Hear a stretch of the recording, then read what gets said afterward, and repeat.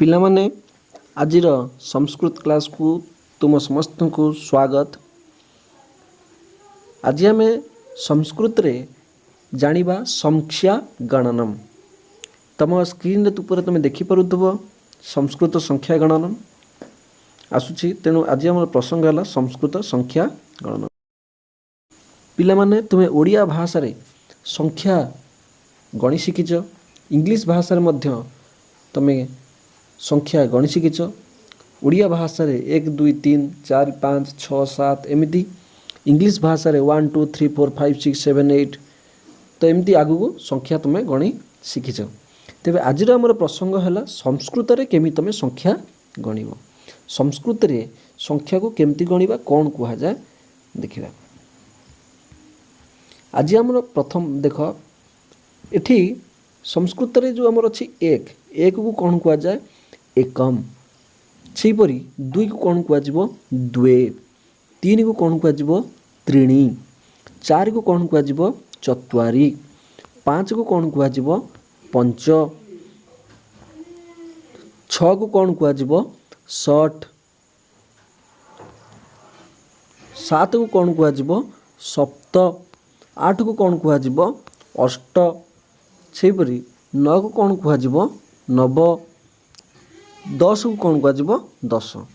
ତାପରେ ଅଛି ଦେଖିବା 10 ପରେ କ'ଣ ଅଛି 11, 11କୁ କୁହାଯିବ ଏକାଦଶ, 12କୁ କୁହାଯିବ ଦ୍ୱାଦଶ, 13କୁ କୁହାଯିବ ତ୍ରୟୋଦଶ, 14କୁ କୁହାଯିବ ଚତୁର୍ଦଶ, 15କୁ କୁହାଯିବ ପଞ୍ଚଦଶ, 16କୁ କୁହାଯିବ ଷୋଡ଼ଶ, 17କୁ କୁହାଯିବ ସପ୍ତଦଶ, 18କୁ କୁହାଯିବ ଅଷ୍ଟାଦଶ, 19କୁ କୁହାଯିବ ନବଦଶ, 20କୁ କୁହାଯିବ ବିଂଶତି।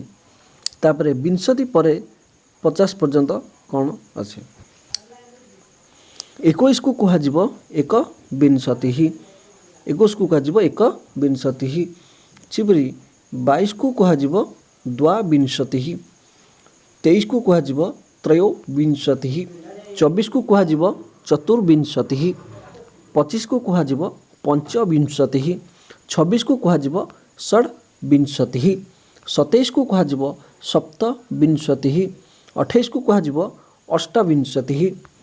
ସେହିପରି 28 ପରେ ଆସିଲା କ'ଣ ଆମର 29, 29କୁ କୁହାଯିବ ନବବିଂଶତି ବା ଊନତ୍ରିଂଶତ୍।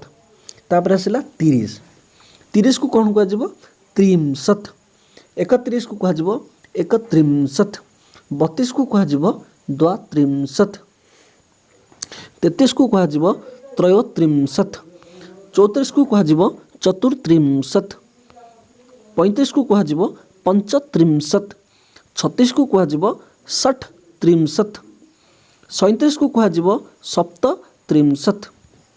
ସେହିପରି 37 ପରେ ଆସିଲା ଆମର 38, ତେବେ 38କୁ କୁହାଯିବ ଅଷ୍ଟତ୍ରିଂଶତ୍। 38 ପରେ 39, 39କୁ କୁହାଯିବ ନବତ୍ରିଂଶତ୍ ବା ଊନଚତ୍ୱାରିଂଶତ୍। ତାପରେ ଆସିଲା 40କୁ, 40କୁ କ'ଣ କୁହାଯିବ ଚତ୍ୱାରିଂଶତ୍, 41କୁ ଏକଚତ୍ୱାରିଂଶତ୍, 42କୁ ଦ୍ୱିଚତ୍ୱାରିଂଶତ୍, 43କୁ ତ୍ରିଚତ୍ୱାରିଂଶତ୍, 44କୁ ଚତୁଶ୍ଚତ୍ୱାରିଂଶତ୍, 45କୁ ପଞ୍ଚଚତ୍ୱାରିଂଶତ୍। 45 ପରେ ଆସିଲା 46, ତେବେ 46କୁ କ'ଣ କୁହାଯିବ ଷଟ୍ଚତ୍ୱାରିଂଶତ୍, 47କୁ କୁହାଯିବ ସପ୍ତଚତ୍ୱାରିଂଶତ୍, 48କୁ କୁହାହେଲା ଅଷ୍ଟଚତ୍ୱାରିଂଶତ୍, ସେଭଳିଆ 49କୁ କୁହାଯିବ ନବଚତ୍ୱାରିଂଶତ୍ ବା ଊନପଞ୍ଚାଶତ୍। ତାପରେ ଅନ୍ତିମ 50 ପଞ୍ଚାଶତ୍। ତେବେ ଆଜି ଆମେ 1 ଠାରୁ ଆରମ୍ଭ କରିକି 50 ପର୍ଯ୍ୟନ୍ତ ସଂସ୍କୃତରେ ସଂଖ୍ୟା ଗଣନାକୁ ଦେଖିଲେ। ଏକୁ ତୁମେ ଭଲ କି ଉଚ୍ଚାରଣ କଲେ ବା ବାରମ୍ବାର ଅଭ୍ୟାସ କଲେ ଏକୁ ତୁମେ ମନେ ରଖିପାରିବ। ତେବେ ମନେ ରଖିଥା, ସବୁବେଳେ ଏକମ୍ ଠାରୁ ଆରମ୍ଭ କରିକି 50 ପର୍ଯ୍ୟନ୍ତ ତୁମକୁ ଧ୍ୟାନ ଦେବାକୁ ହେବ। ବିଶେଷ ଯେଉଁ ରାଉଣ୍ଡ ଫିଗର ଯେମିତିକି 10 20 30 40 50 ୟାଙ୍କୁ କ'ଣ କୁହାଯାଏ। ତାପରେ ତୁମେ ଆର ଗୁଡ଼ିକୁ ଅତି ସହଜ ଭାବରେ କହିପାରିବ। ଯେମିତିକି 10କୁ କୁହାଯିବ 10, 20କୁ କୁହାଯିବ ବିଂଶତି, 30କୁ କୁହାଯିବ ତ୍ରିଂଶତ, 40କୁ କୁହାଯିବ ଚତ୍ୱାରିଂଶତ, 50କୁ କୁହାଯିବ ପଞ୍ଚାଶତ। କିନ୍ତୁ ଏଇ ମଝିରେ ଯେମିତିକି 10 ପରେ ଆସିଲା ଏକାଦଶ, ଦ୍ୱାଦଶ, ତ୍ରୟୋଦଶ, ଚତୁର୍ଦ୍ଦଶ, ପଞ୍ଚଦଶ, ଷୋଡ଼ଶ, ସପ୍ତଦଶ, ଅଷ୍ଟାଦଶ, ନବଦଶ, ବିଂଶତି। ଠିକ୍ ସେହିପରି ବିଂଶତି ପରେ 30, 30 ପର୍ଯ୍ୟନ୍ତ ମଧ୍ୟ ଠିକ୍ ଏହିପରି ତୁମେ ଲଗାଇ ଦେଇପାରିବ। ତେବେ ଆଜି ଆମ ପ୍ରସଙ୍ଗ ଥିଲା 1ରୁ 50 ପର୍ଯ୍ୟନ୍ତ ସଂଖ୍ୟା ଶିଖିବା। ଆଶା କରେ ତୁମେ ଏକୁ ଦେଖି ସାରିଥିବ ଏବଂ ଏକୁ ଅଭ୍ୟାସ କରି ତୁମେ ଶିଖିପାରିବ। ଧନ୍ୟବାଦ।